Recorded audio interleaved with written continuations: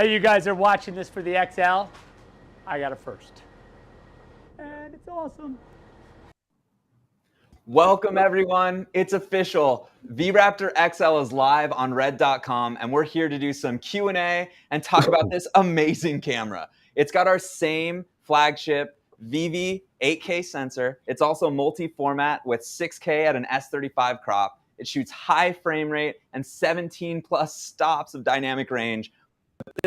This body has some amazing upgrades. It's got variable power, tons of I/O, and an internal ND that slaps. So here we go. We're going to introduce everybody. We got Jared on the stream. I have James to my right. Happy to see everybody today. Hey, guys. Hey, everybody. The movie I'm working on right now is we're very much a studio mode movie. And yeah, shooting Raptors right now. Love this sensor. It's amazing. Really, with this sort of entering the fray, there's no holes left. This is like a really incredible studio camera. That's insane. Camera has a variable ND and we are wide open all the time. It is a constant ND shuffle. Especially the one thing is we shoot a lot of like end of the day, super low light. This would be an amazing benefit to our production methodology. So excited, really excited to put this to use.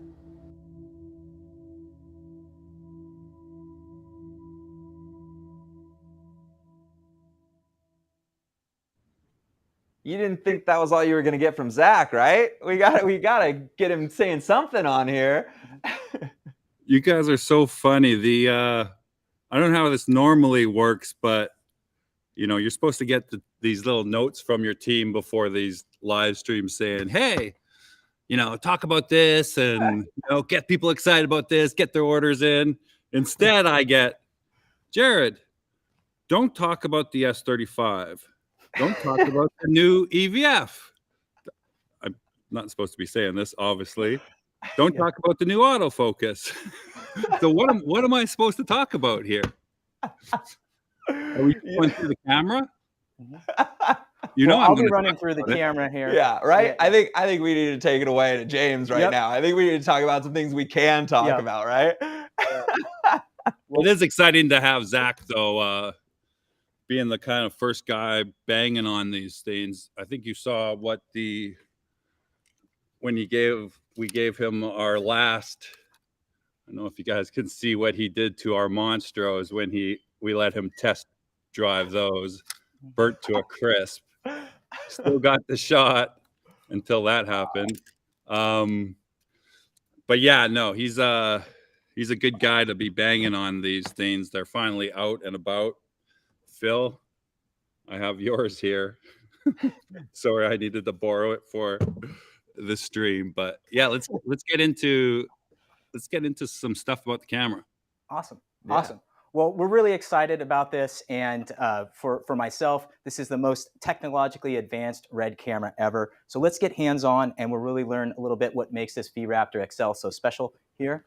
Now, right off the bat, you can see that every V-RAPTOR XL will come with the V-RAPTOR XL PL mount. This is shimmable.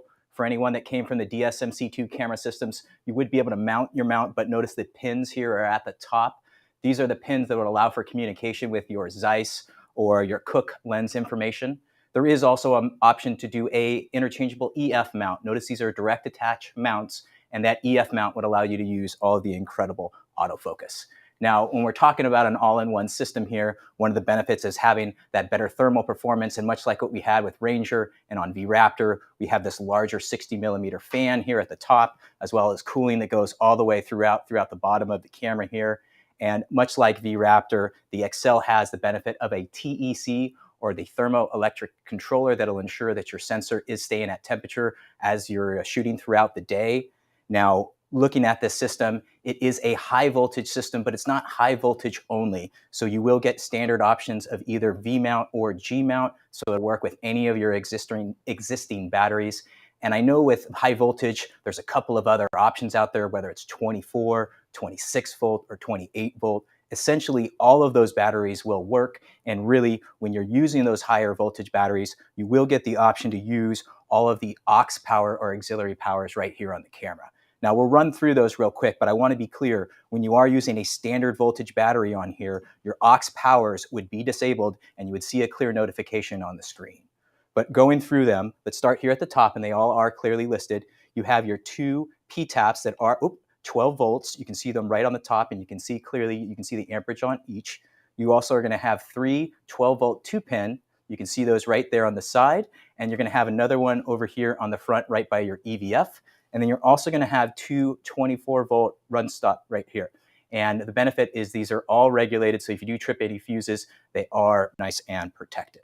Now, moving to the back of the camera here, whenever we're talking V-RAPTOR XL, we're talking about video or monitoring outs, and you're going to have no shortage here with 8 monitor outs. You're going to have your 1080 wireless audio or wireless video coming out right here. That is a mobile JPEG, much like you had with the V-RAPTOR. Moving down, you're going to see 3 12G SDIs, and if you did want to maximize your 4K out, you could mirror all 3 of these. Channel 3 and 2 could be essentially a discrete 1080 feed in case you wanted to send one of your departments a different look.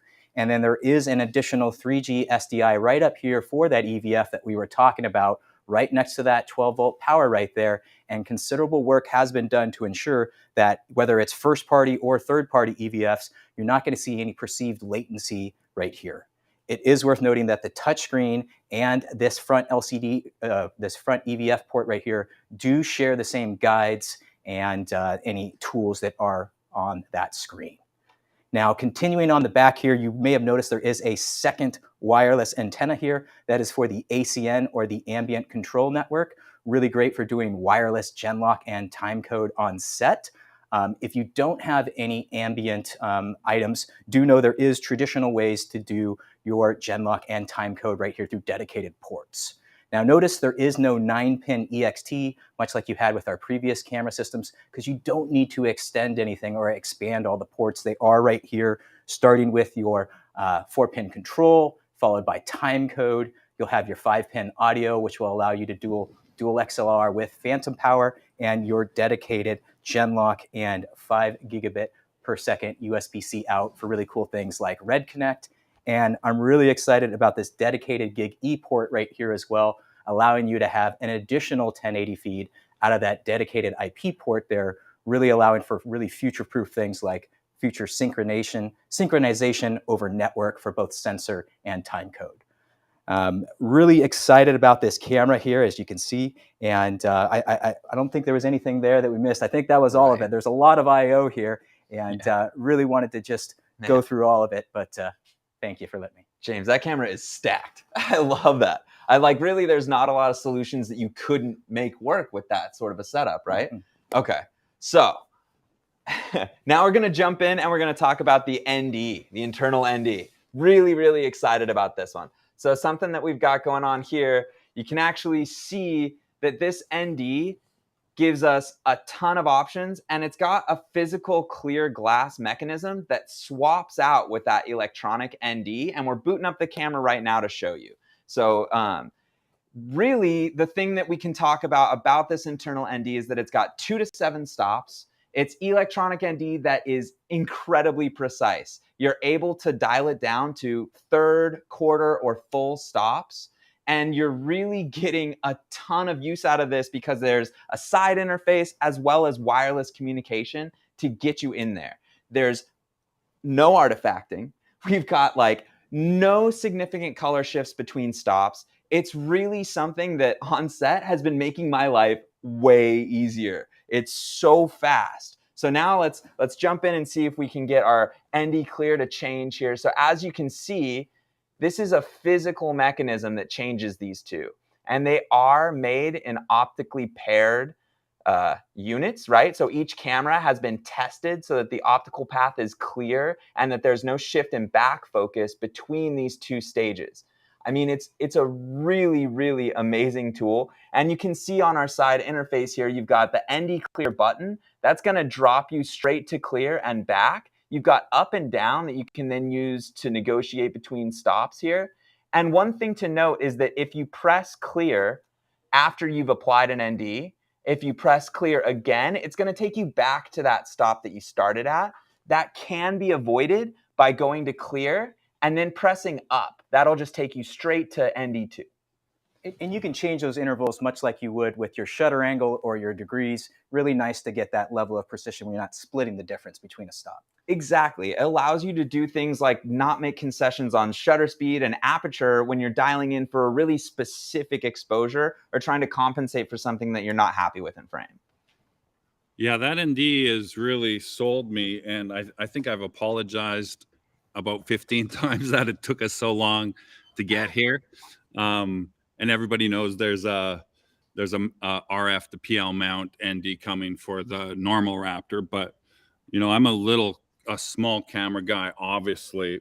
So when I first got the XL, I mean, even the prototypes of the XL, I just hated it. I mean, honestly, I just like, this is the first version. It's way uglier than what we have now. But you know, it's a big boy, this camera, compared to, you know, the normal Raptor. And you know, it's nothing new for us because we have had the Ranger, which is the more studio version of the camera.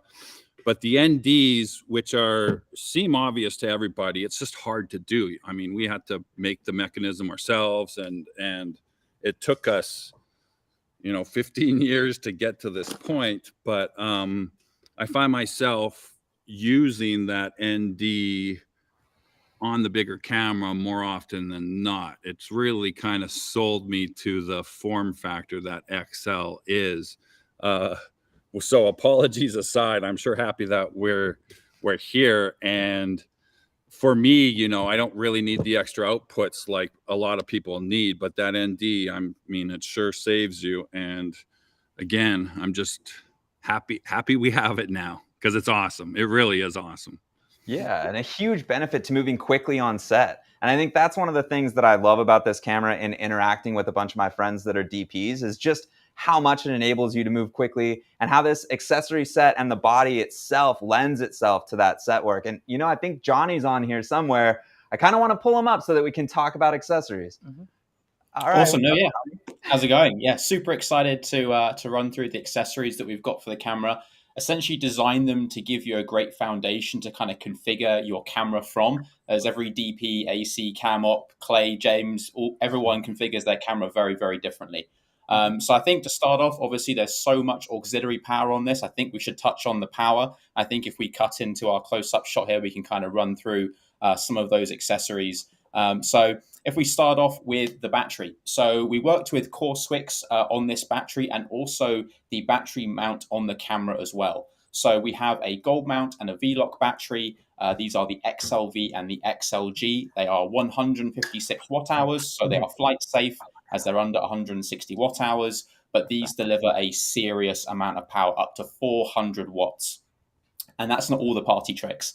This is a native dual voltage battery as well, which means that if you have an XL, a Raptor, a Komodo, or any other 14 volt camera on the market, you can use this battery, and thanks to its camera aware automatic output switching, it will deliver 28 volts on XL or 14 volts on a Raptor, on a Komodo with a V-Lock or gold mount plate, or any other 14 volt camera on the market, which is just awesome that you haven't got to have a specific dedicated section for your high voltage batteries, a dedicated section for your 14 volt batteries. It just makes it really, really smooth. Now, traditionally in the past, when you've talked about dual voltage batteries, they used to use what's called power regulation and up conversion to move between those two voltage ranges. But with this battery, that is not the case. This is a native dual voltage battery. So if you only ever put this battery on an XL, it will act as a 28 volt battery like any other normal high voltage battery on the market. If you only ever put it on a Raptor or a Komodo, it will work as a 14 volt battery natively as well. And we're doing this through changing the cellular circuit configuration. So it's in a parallel circuit at 14 volts and then a series circuit as soon as you put it onto XL.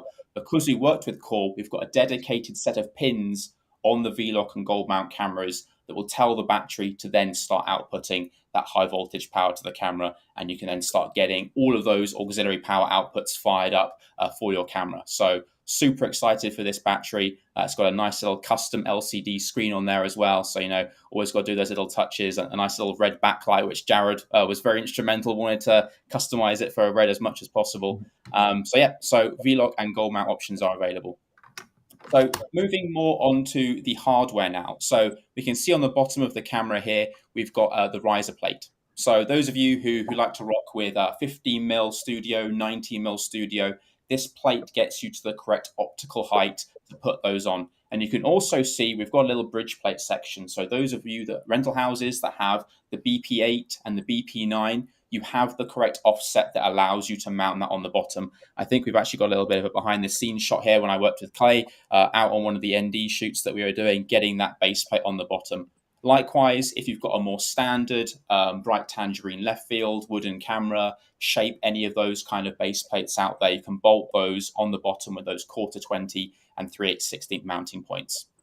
But those of you who may not want the studio kind of base plate system, you may want 15mm. We also have some top and bottom accessory brackets as well. So as we spin the camera around here, you can see on the bottom, we have a 15mm LWS bolt on the front. There's 2 1/4-20s. So for matte boxes, if you want to have a physical follow focus unit, motors, those kind of things, that bolts on the front really solidly. We've also then got a top mount as well. Obviously, as Jared talked about, having EVFs mounted, so a nice convenient place to mount an EVF there at the top. Top mounted focus motors, range finders, those kind of things you can all configure at that point as well.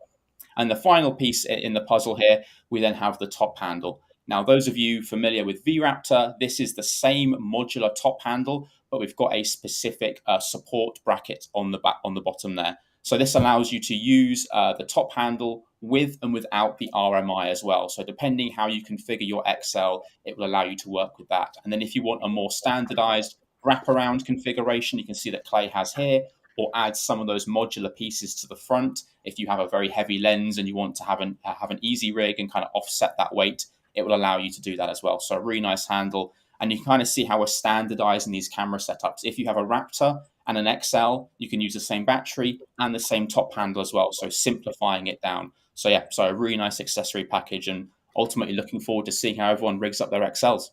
And even if you weren't planning on using that RMI, there is a shorter peg here so that you could mount straight on to that height as well. I'll go ahead and show that to you here. So you'll be able to do just about any configuration you could possibly think of with this camera. It's a huge benefit to people that already have accessories they've been working with for years and are just trying to rig their camera the way they always have. I think the one thing about the ND too, which is really cool, I know you said it saves a lot of time on set switching NDs on, normally traditionally. But what's really cool, and it's already working, obviously you have, like they showed you, that you have your hard buttons here to change your ND, but with full control, Mikhail's already got it programmed in there. So you can actually change the NDs remotely, which I've been using a lot the last couple of weeks, out shooting wildlife by myself, and the camera's up in a tree and the sun changes.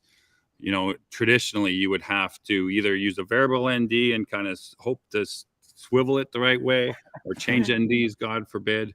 It's really cool. One of the big benefits of this electronic NDs is being able to just open the app, and you can do it. I don't know if you said, but quarter stops, third stops, or full stops, all from full control, or red control now, I guess it's called, from the red control app on an iPad or iPhone.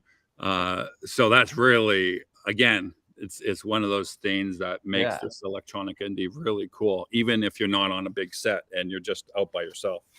And I know for Cleigh, right, balancing and that gimbal, right, shifting that ND might throw off your weight. For myself, when I get into a water housing, you're not going to be able to breach that port to open up or change that ND. So being able to just ND up and down, or like you said, have those user keys to go to a very specific 2 3/4 stops, you can have that dialed in. Yeah, I mean, how many times do I see people on set struggle in a techno crane when they've got to make an ND swap, or on a Steadicam because now we're balancing, it's a slightly different density, or we're moving things around on the camera to accommodate that. These are the type of changes that are just going to show huge benefits in time. Like it's gigantic. And to be fair, like Jared was saying, it's a lot of single operators out there need this type of functionality, right? They need quick NDs, and they need to be able to access it from remote to not actually physically interact with the camera.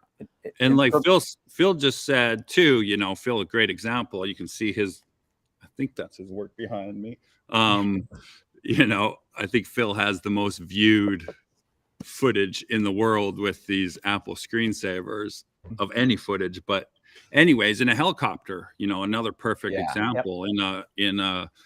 On a mount in a helicopter, you don't want to land to change NDs. Being able to remotely change those is huge. And from anyone that remembers our motion mount, there was challenges with the motion mount, right? Shutter limitations, frame rate limitations. You should not see any notice whatsoever in artifacting or shifting as you're going through this. And it was something that's it's been a blessing to use. Yeah, definitely. All right.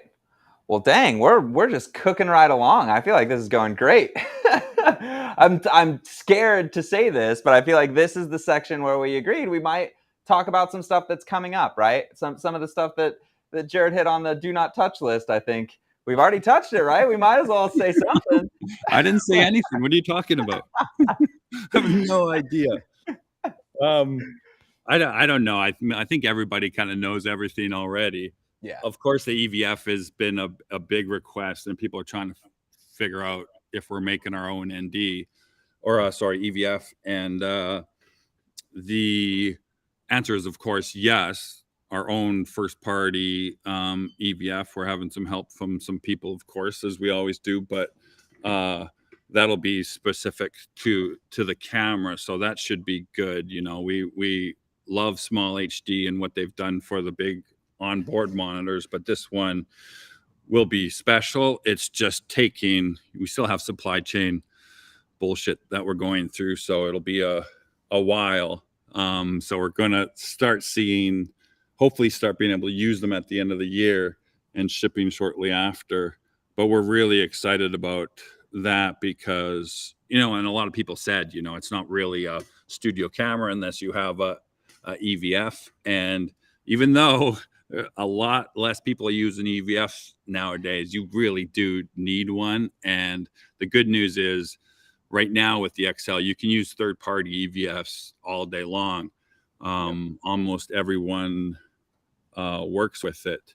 And even Zacuto's, I think they have a special cable for, is that announced yet? Or are we talking about that? No, that's correct. Yeah, so Zacuto are going to have XL and then Raptor bundles, specifically length cables for 2 pins, so you can have really nice short power runs.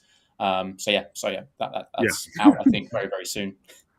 Yeah, and which is cool because that's a great EVF, and that I think it's the same screen or very similar of a screen to our DSMC2 screen. So we do like that EVF a lot, but the Astro and all the other ones will work as well. Yeah, it's interesting to watch how certain things change, right? Like on set, I'm seeing a little bit less EVF, but man, if you're out in the sun, if you're shooting wildlife, stuff like that, it's a tool that is just invaluable for making sure that you're getting the shot. Yeah, and I love this hood. Yeah. It's one of my this little hood for the monitor is one of my favorite things we've made. It's just a piece of plastic. I mean, it's ridiculous, but I remember getting that prototype and just losing my shit because it's so great. But it's true. I mean, we know just from the sales of DSMC2 EVF versus LCD, a lot of people are using screens and high bright, and you know that's what the majority of sales and users are kind of going to. But you're right. There's some times where you just need an EVF, and there's some people that just prefer it. You know, so we're making those little things matter, like whether it's the EVF or the sunshade. Those little changes in your rig make huge benefits for your shots sometimes. Not having to wrap a power cable all the way around to the back when you're in a rain jacket can be the main thing, right? Just keeping that camera nice and dry. Good point. Absolutely. All right. What are we looking like time? I think we need to start kicking into Q&A. Let's start seeing if there's some questions coming up here. All right. There's a good one. That is a good question. Yeah. Johnny, you want to take this or you want me to take this one? Oh, no, yeah. Go ahead for it, James. Okay. Well, as you can see here on the back camera, you can see there are two dedicated antennas. One of them is clearly listed as the Wi-Fi. The other one is the ACN, or the Ambient Communication Network. This will work with all of the ACN compatible devices, basically allowing you to do wireless timecode and genlock. If you don't have something on the ACN, do know that there are dedicated ports right here for genlock or for doing that PTP through the GigE port. So whether you're doing network-based synchronization or traditional genlock, or if you're doing through the wireless ambient communication network, you're going to be ensured that you're going to be able to sync and connect your V-RAPTOR XL on set. And that's all done in camera as well. So there's a specific menu as well for this. You can go in, make sure you're on the correct channel. So if you've got multiple cameras on different ACN networks, it's all very, very easy to get paired up. And correct me if I'm wrong, Johnny, you do have to have at least one ambient lock-it device, right? It's not where you could have two XLs and they could be communicating through each other. You will at least have to have one of the devices there. Correct. Yeah, that's correct. Yeah, you need to have something from the ACN network to start bouncing that around. Nice. All right. Let's see if we can get another question in here. I feel like that was well covered. Any other questions? Does All Jared right. bless every camera before it ships?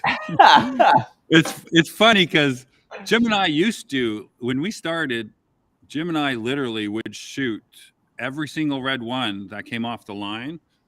We would take it and we would shoot a Macbeth chart and a different chart, open it up in what became Redson EX, and look at it and bless it. But we learned really quick that the manufacturing team is way better at Q&A than we are. You know, we're focused on the image, but the battery of tests that each camera goes through is way better than we could ever. So we spiritually bless it, every single camera, if that still counts. But yeah, you don't want us to be QA in this anymore. And I see a question coming up on the weight of the cameras, and we have listed all of the weights and the tech specs, but just generally, the V-RAPTOR XL brain only is about 8 pounds. If you were talking V-RAPTOR, just brain only, just over 4 pounds. But really, when you start to build up the V-RAPTOR, much like you did with your other camera, you're going to be right around in this same size and form factor. But really, it's still a very compact camera system here, and I'm help Cleigh. All right, here we go. So I just ran around like a crazy person in the background to get these out. So this is a direct comparison of the two, right? Nice close up. This is what you're looking at as far as a size difference. This is going to be, we'll give you both the same side here. It's so hard to, it's so hard to see that on or get a gauge of it. But if people know the Ranger, you know, the Ranger, it's almost exactly the same size as the Ranger. It's a little bit smaller in some areas, a little bit bigger in some areas, but it would fit in the exact same box. So I think that's the best way for people to understand the size of the XL. It's pretty much exact, if not it's not exactly, but very close. It's within a pound and an inch. The Ranger. Yeah. It's about a pound and an inch in all measurements between the two. And there was another question about frame rates and sense between the two sensors, right? That's one of the benefits of having the XL and the V-RAPTOR here. Think of these as two cameras with the same digital film stock, same frame rates, same data rates, same image and low light performance here. I really love my V-RAPTOR because of the RF capabilities, and I'm really leaning on the XL when I want to have those ND shoots. And I think that's organically how I think of the two cameras. Yeah, that's a really good point. Ooh, okay. So anything we can share about the new autofocus? You guys can talk about the technical improvements. I'll give you permission, but it is the thing, and I'm probably a little premature, but and I saw Scott talk about this, about the foxes. Everything's about the foxes because I love shooting those foxes suddenly. Yeah. But there's something about the intelligence that the engineering team has put into the camera that it's not just about the accuracy of autofocus and tracking, but there's the capability in the camera actually to do, everybody uses AI, and I kind of hate that term now, but to understand what's it tracking. And, you know, Canon and Sony does a little bit of this, but for me, that stuff is incredible because you can actually, instead of seeing a tree move and, you know, if you have motion detection autofocus, it going to the tree, it can focus on an animal or a person, of course, and trigger. And then there's some intelligence you can put to that. This is far out. So apart from just the improvements in the phase detection and contrast detection, that is new, that's coming. There's a lot of deeper intelligence that we have with the camera that is, I think, a little bit more practical than just making sure it's focused and in focus. You can actually use it as a trigger, or you can use it for, there's a lot of things that I shouldn't really talk about, but that I'm the most excited about because it saves just adding a bunch of stuff to your camera to get it to work. Yep. But you guys can talk about the contrast slash. Yeah, I mean, I think the idea of just object tracking in general is excited to be moving forward, and there's a ton of people that are going to be using this in a vast array of ways. I think that's the part that's pretty exciting, is it starts to open up this autofocus to a different level of people, I think, than are normally thinking they would use something like intelligent focus. I can tell for myself after the ever swim out in the water housing using the autofocus, because I'd just be out there and I'd be stuck and there's no way to turn it on or off. And after having that 1.3, it is something now where I have both the vertical and the horizontal, and it's noticeably better. Definitely something where I would encourage you to try that if you do have your V-RAPTOR. All right. Do we need to have small HD 702, 703 for monitoring and control of the camera? There's no monitor like the DSMC2. Yeah. There actually is the Red Touch DSMC3 monitor, right? That is our dedicated monitor. And then also there's our completely free Red control that also utilizes the wireless 1080 monitoring. You could also direct attach that via the USB-C port or the Gig E port as well. So monitoring, I would not worry about video monitoring out on this camera. You literally have 8 options. Ooh, Red Control Pro. Yeah, that's a fun one. So as you can see here, we have multiple cameras, right? So the idea of being able to log in and take all of those cameras, make changes, link them together, trigger record at the same time, all of those are things that the Pro app is going to enable you to do. And it's really, really a robust tool for multicam shooting, in my opinion, just from my using of it. I mean, there's some crazy capabilities so there's the beta that's currently out. So if you want to test it, we're currently wrapping up the testing before we actually push the full app out. But there's some crazy things that Mikhail's put in there, like we've got the Frame.io integration. So if you're using the 5 gig port, you can immediately push clips up to Frame.io if you're using the Mac app. We've got CDL and LUT mixing. That's something that I think is so cool. If you've got 2 LUTs or CDLs, you can blend them together, make a new CDL and LUT. There's just so many unreal things that somehow Mikhail has managed to put into this app that just makes it so awesome. The FTP, I was speaking to a rental house the other day about, hey, we've got 5 cameras that we want to update. How can we do it quickly? Get Red Control Pro, connect to them, and you can push the update out to all of them. And you don't need a card either. So there's just so many amazing things. We're going to have to do a dedicated live stream going through the app, I think, Cleigh, to go over all the epic stuff that's in that app. I totally agree. That update literally, that push the update without a card has literally been on my wish list PRD spec list since the Red one. Because I just hate that. I fucking hate that process of downloading, putting it on the card, uploading, it's just a pain in the butt. But we got to give Mikhail props, because in the middle of all that, I'll throw him, he's got this little focus. Normally you get the big focus wheel on Red Control, which is great when it's in this weird kind of portrait mode. But in landscape, when you get that nice big picture, you get this little tiny triangle, and it just drove me crazy. And in the middle of getting this ready for this release, I'm like, dude, I wish we could have a better way to control focus with motorized lens. And he made this beautiful, in a day.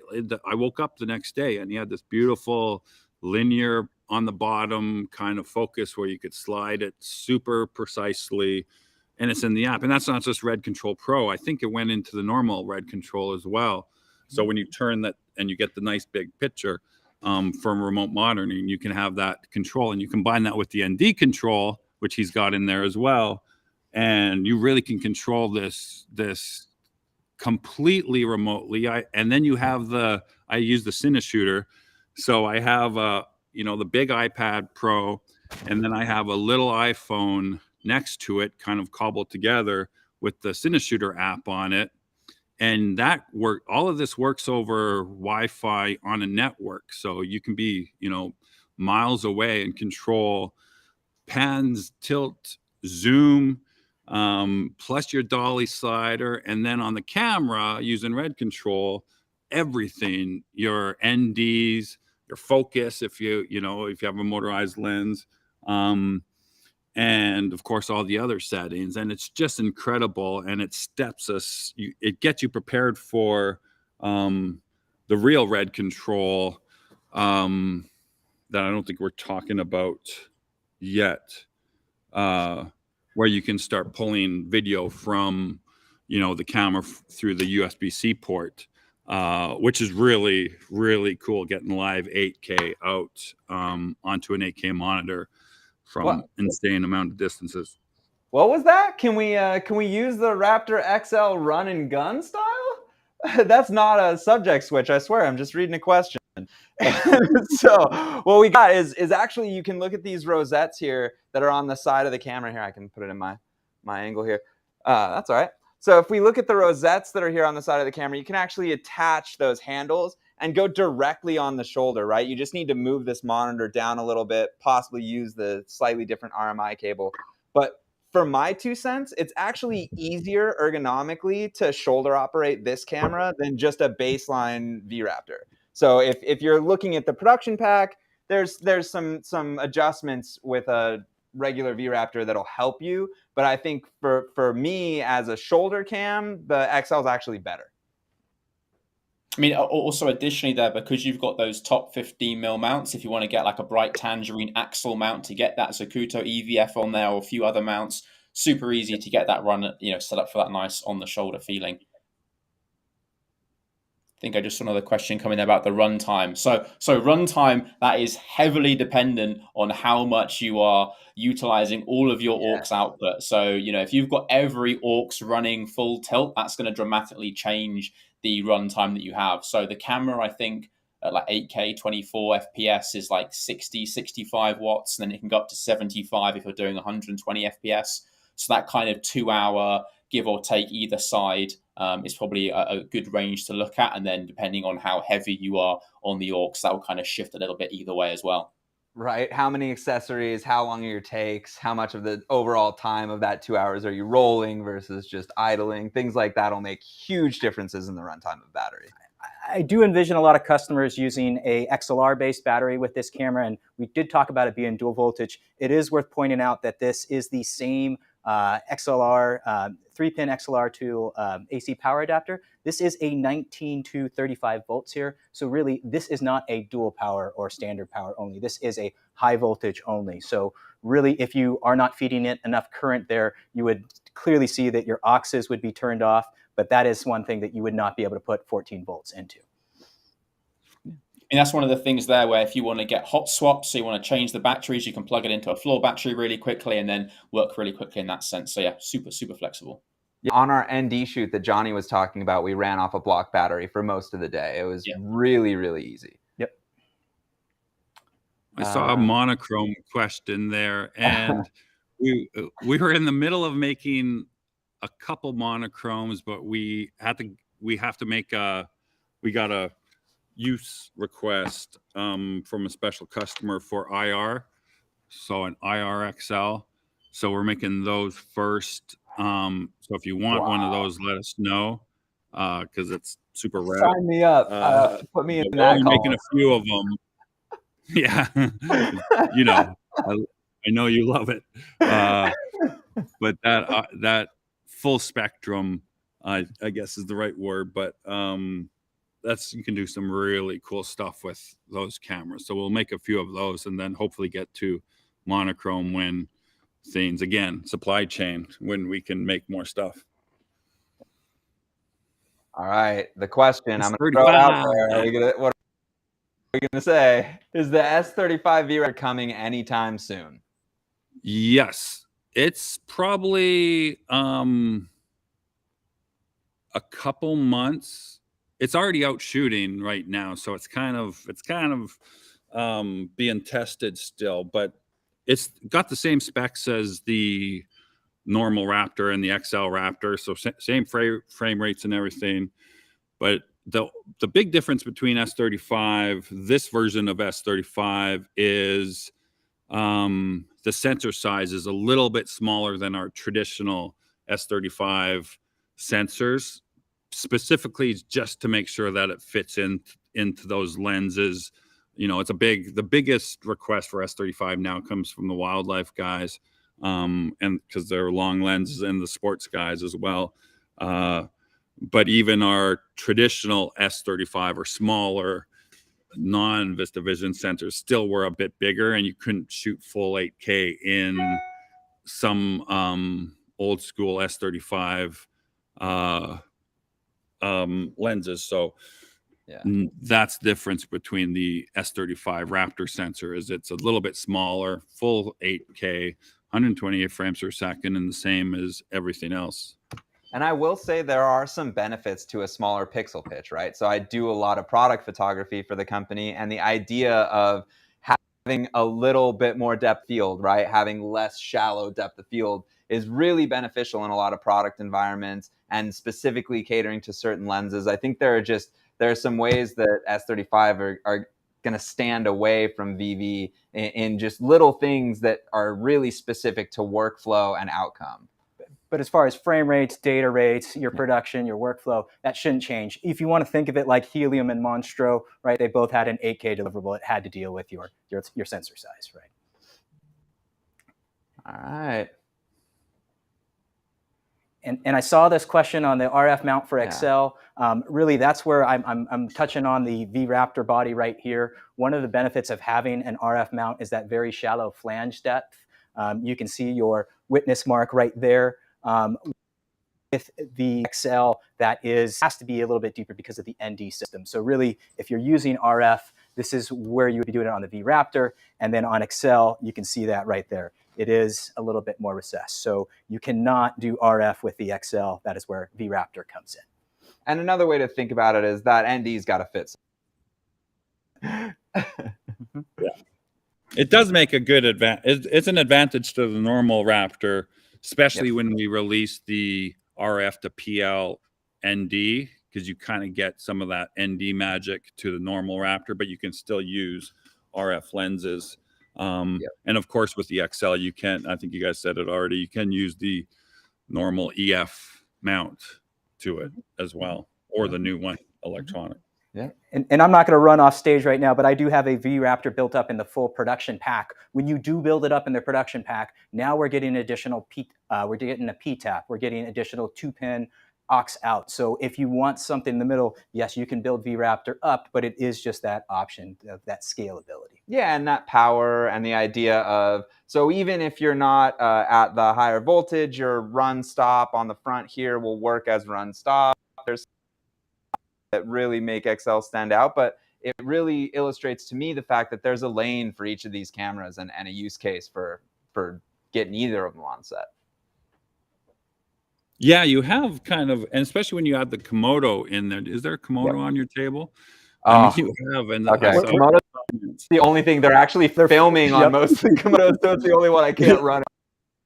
You just have this incredible, like, tiny camera, and then this workhorse middle camera, and then this big studio, just kind of cross all bases. It's really cool to have that full lineup now. and we're just checking the boxes. It'll be interesting, and it's probably something that we really have to ask our customers, but what to do next, because every year I do this kind of rental. I think we have one on this week, this rental house in person kind of event, and I always ask them, what do they want to see? What are their customers asking from Red cameras? And it's been frame rates. So we did frame rates with Raptor. That was a big thing. And of course the ND, the built-in ND, and we've got that dynamic range. We've got that. So it's kind of, what's the next, more mechanical. Of course, we're going to keep pushing the sensor technology forward. But from a mechanical standpoint, when you sit back and look at the Komodo, the Raptor, and the XL, it's kind of hard to see what you're missing or what we're missing, and what we need to kind of fill in just from a mechanical perspective on, what do we do? What do we give you guys next? Right, like what rig doesn't one of these cameras fit? Yeah. Right. There's not a lot I can think of to do that one of them can't easily accomplish, right? Yep. And I see Phil's question in here. I apologize if I didn't call this out earlier. The V-RAPTOR XL will ship standard with a PL mount that is shimmable. There is an optional EF mount for V-RAPTOR XL that is available now. It is just an option, and it's not part of the pack. Does not ship standard. And you can use the old Canon EF mount, right? It's just not. No, you wouldn't get the pins, right? The pins are on the bottom, so you wouldn't get any of the lens information, focal distance control. So mechanically, yes, but not practically. Right. Yeah. RF to PL with NDs coming, you guys. Yep. It's coming. Yep. and Jared, you hinted this will also be controllable via the app. There will be a clear option, and for myself, that's the one that I'm leaning towards because I can take that off and still use my RF lenses plus have my ND as well. Yeah. All right. I mean, I feel like we're almost starting to wind down now. We'll ask and see if there's a few other questions that people feel really strongly about, and then we'll start to wrap things up, I think. It's been really amazing shooting with this camera. Like Johnny mentioned, we did this ND shoot a while ago that was it was cool. It was cool to be able to cycle through the NDs and make these small little minor adjustments. We shot into sunset. It was a unique shooting experience for sure. It's been really nice. I just got to lock off my shutter speed and aperture and only play with NDs from there forward. Okay. Is that video you shot online yet, Cleigh, or is that not? Yeah, I think it's up there. I think the whole site is live, so feel free to go to red.com and check it out. So on this question here, so the sensor is actually fixed. So where DSMC2, you can take the side plate off and then move that sensor forward and back to basically get your back focus. It is now in a fixed position, and the camera and the mount will come, as James has said, with a set of shims. So that's how you will adjust your back focus for this camera. Much more robust if you're, hounding the camera around in the back of a camera truck or something. Nothing's going to shift if you left it unscrewed by accident, solid and in place.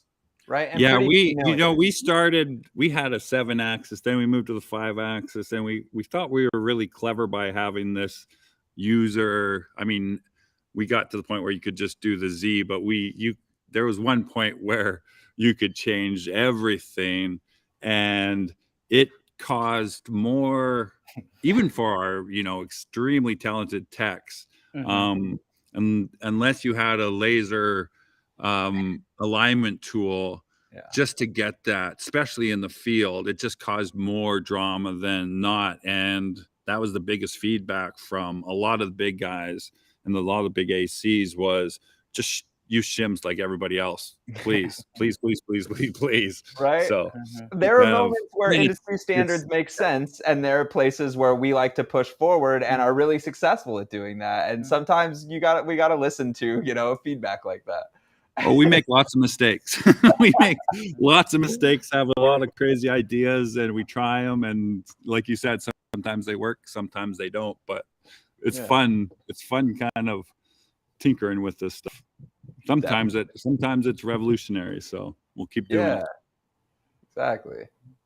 All right, I'm not seeing any more questions pop up. We're so happy to have this conversation with you guys and have an open dialogue with customers and with friends that have been with the Red family forever. Mhm. Do you guys have anything else you want to throw into the end of this stream?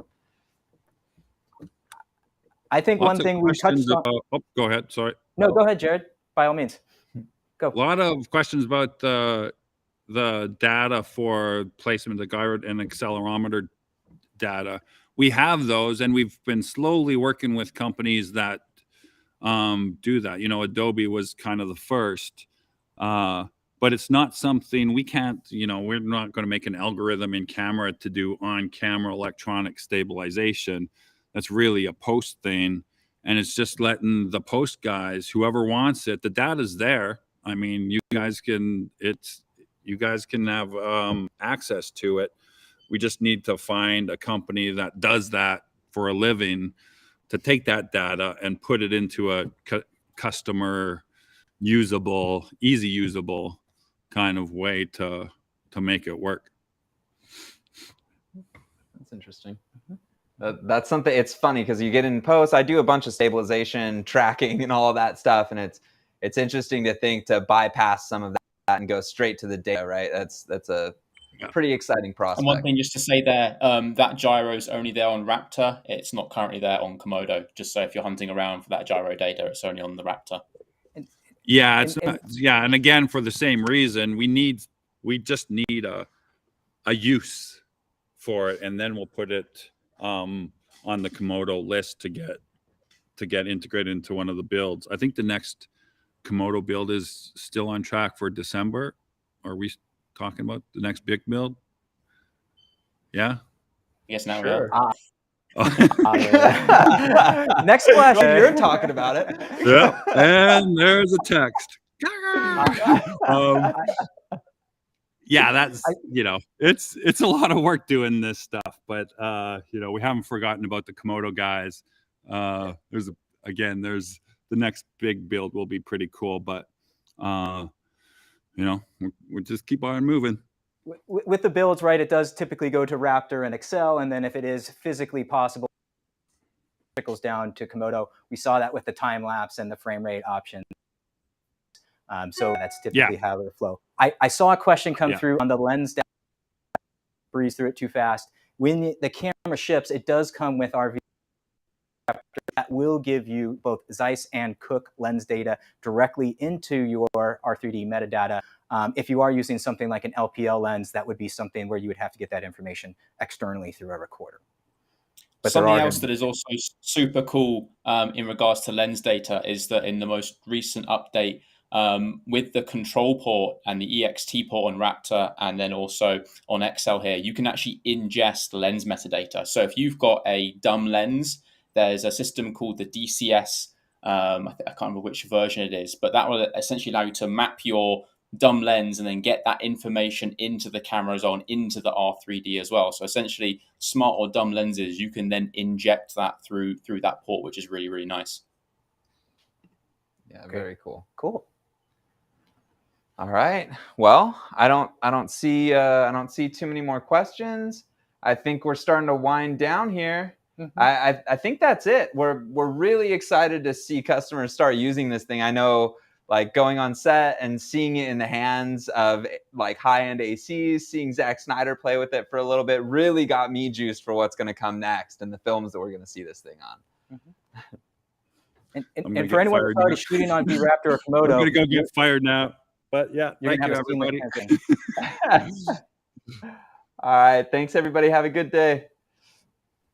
Go create something.